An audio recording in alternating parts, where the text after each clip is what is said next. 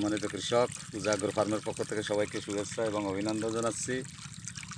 বিকেলে আসছিলাম ঘুরতে ঘুরতে আমাদের এক ভাগ্নিকে নিয়ে জমি দেখতে।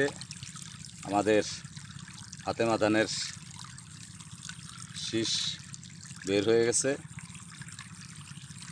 এই যে যেটা দেখলাম একটা শীষ দেখলাম যে একটা শীষ সেটা মাঝরায় কাটছে না অন্য কোনো কারণে ভেঙে গেছে বোঝা যাচ্ছে না। শীষটা মরিয়ে গেছে।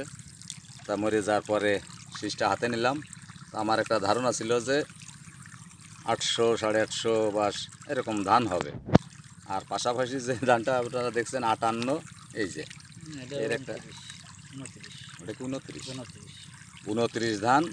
এতে 150 থেকে 200 ধান হতে পারে। দেখেন এই যে একটা শীষ, এই যে হাতে দেখছেন, আর এই যে যেটা শীষ।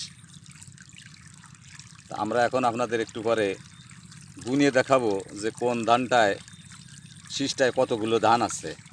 এই কাজে আমাকে সহযোগিতা করবে ভাগ্নে। তাহলে 12, 3, 15, 16, 17, 18, 19, 20, 21,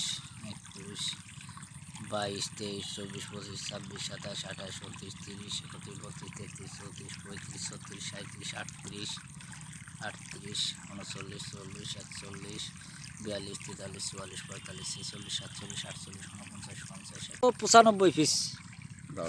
কি জানি 195। 195। তাহলে আর এটা শুরু করো। এটা গুনেছি 865। আচ্ছা আচ্ছা।